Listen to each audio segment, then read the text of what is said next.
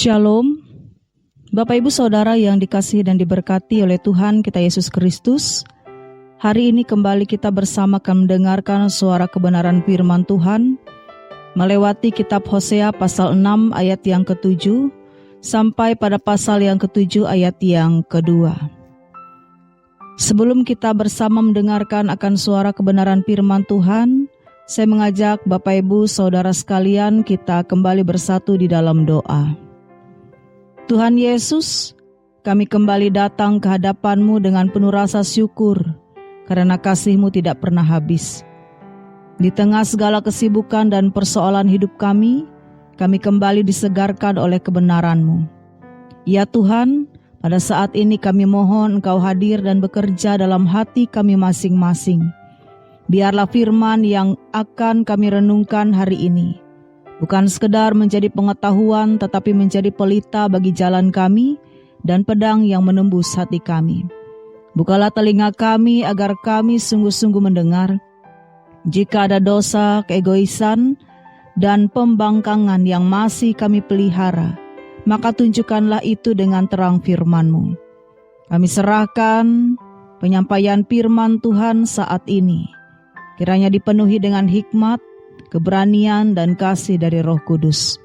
Di dalam nama Tuhan Yesus Kristus kami berdoa. Amin. Hosea pasal 6 ayat yang ke-7 sampai pada pasal yang ke-7 ayat yang kedua. Di bawah judul bagi kita, Kisah Efraim dan Kita Hari Ini. Bapak Ibu Saudara-saudari yang dikasihi Tuhan, jangan tertipu diri sendiri. Pernahkah Bapak Ibu Saudara mencoba menyembunyikan sesuatu dari seseorang yang akhirnya akan ketahuan juga? Ada kisah seorang anak muda dari Palangkaraya yang mencuri uang ibunya diam-diam untuk beli skin game online. Awalnya berhasil, ibunya tidak tahu, tapi akhirnya tagihan rekening masuk dan semuanya terbongkar. Apa yang terjadi? Air mata, malu dan rasa bersalah karena yang sering disembunyikan akhirnya terbongkar juga. Firman Tuhan hari ini bicara soal umat yang berusaha menyembunyikan dosa, padahal Tuhan sudah tahu semuanya.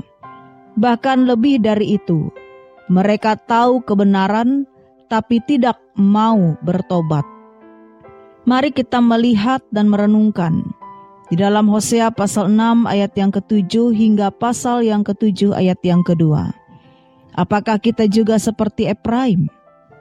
Yang pertama, Hosea pasal 6 ayat yang ke-7 berkata bagi kita tentang tahu kebenaran tapi tetap melawan. Tetapi mereka itu melanggar perjanjian di Adam.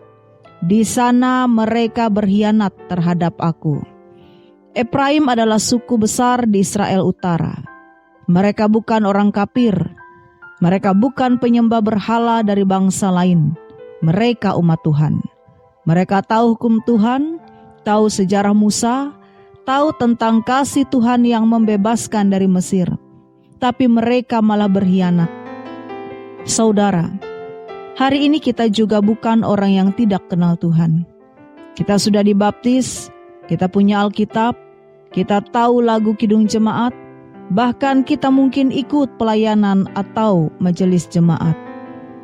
Tapi tetap saja ada banyak dari kita yang hidup dalam kemunafikan. Maksudnya ialah kita tahu yang benar tetapi memilih yang salah. Di Kalimantan Tengah hari ini, kita tahu judi itu dosa, tetapi tetap pasang angka. Kita tahu korupsi itu dosa, tapi kita bilang ini biasa.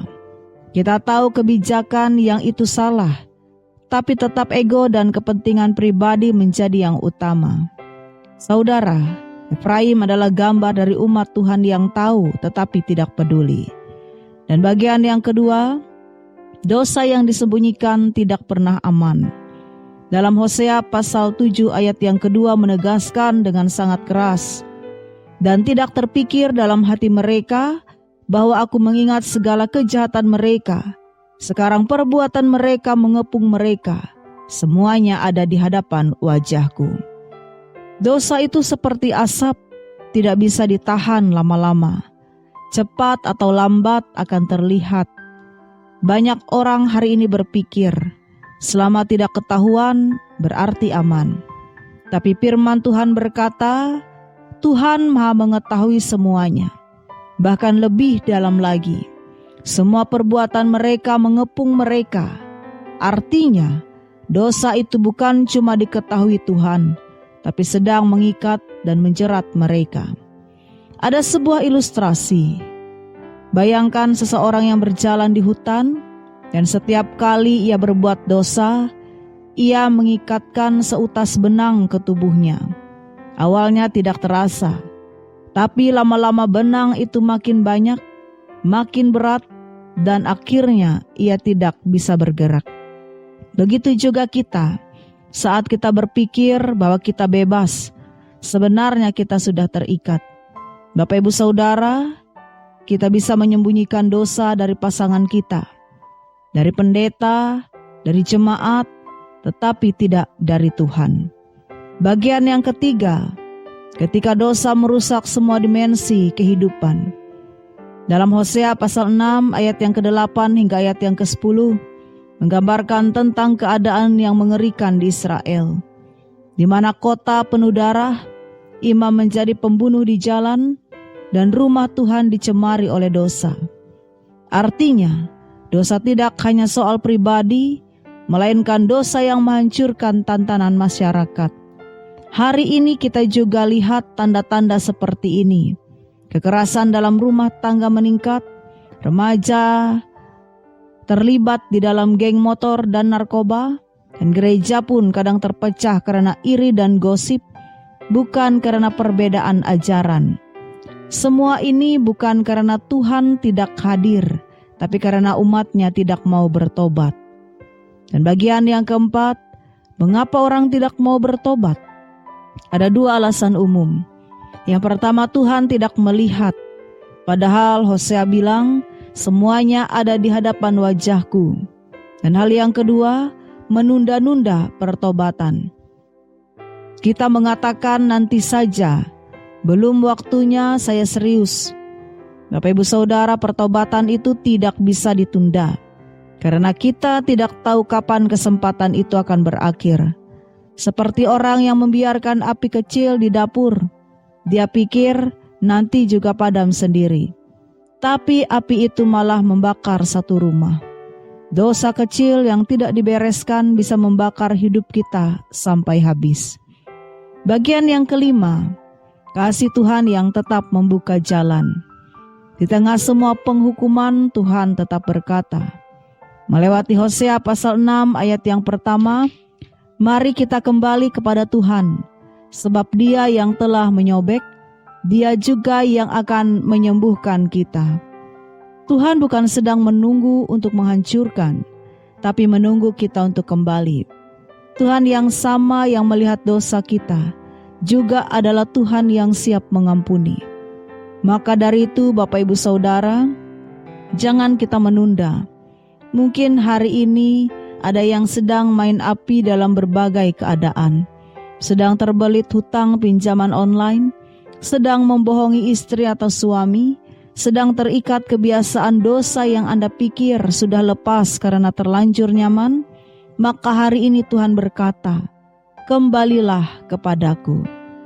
Bapak Ibu Saudara yang dikasihi Tuhan, mari kita tanyakan lagi 3 hal pada diri kita.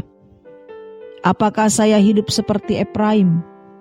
Tahu Tuhan tapi sengaja menolak bertobat. Apakah ada dosa yang saya pikir bisa disembunyikan, tapi sesungguhnya Tuhan sudah melihat semuanya? Apakah saya mulai mau kembali hari ini sebelum segala sesuatunya terlambat? Bapak Ibu Saudara, kita tidak tahu berapa lama lagi Tuhan beri waktu untuk kita. Tapi satu hal yang pasti, selama kita masih hidup, maka pertobatan masih mungkin. Mari kita ambil keputusan hari ini, dan jangan menjadi umat yang keras kepala seperti Efraim. Biarlah melewati firman ini, Tuhan menuntun kita pada kebenaran yang sejati. Amin. Mari Bapak Ibu Saudara, kembali kita bersatu di dalam doa. Tuhan Yesus yang Maha Tahu, kami berdiri di hadapan-Mu bukan sebagai orang benar, tetapi sebagai orang berdosa. Kami seringkali menjadi seperti Efraim, tahu akan firman-Mu tetapi tidak menjadi takut. Kami menyembunyikan dosa, kami hidup dalam kebiasaan buruk, kami berpura-pura rohani padahal hati kami jauh. Maka dari itu ampuni kami ya Tuhan. Ampuni kami bersama dengan keluarga kami, ampuni gereja kami. Hari ini kami mau kembali, buang hati kami yang keras, dan gantikanlah dengan hati yang takut akan Engkau. Kami serahkan kehidupan kami bersama dengan bangsa dan negara, tempat kami tinggal dan berdiam. Pulihkan generasi muda, berikan takut akan Tuhan dalam pemimpin-pemimpin yang telah Tuhan pakai, baik di dalam pemerintahan, gereja, bahkan keluarga. Jadikan kami umat yang murni, kudus, dan setia. Di dalam nama Tuhan Yesus Kristus, Sang Juru Selamat kehidupan kami menyerahkan doa kami. Amin.